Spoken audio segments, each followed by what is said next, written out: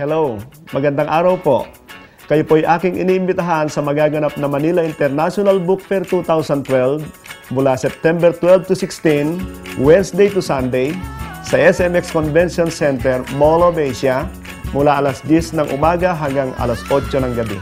At huwag niyo pong kaliligtaan dumaan sa CSM Booth 1, 2, and 3 na kung saan ay meron silang CSM Book Madness 100 lahat.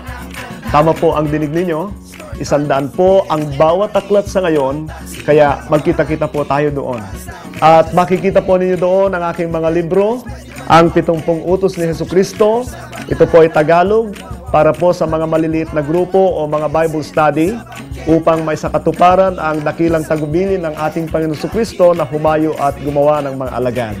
Ang pangalawa ay ang English, The 70 Commands of Jesus Christ, na kung saan ito naman po ay para sa mga preachers, para sa mga ministers, mga mangangaral, na kung saan ay maipapakita nila kung paano isabuhay ang mga utos ng Panginoon. At iniimbitahan namin kayo sa CSM Grad Launching, September 13, Huwebes, ganap na ika-6 ng gabi, kaya magkita-kita po tayo doon.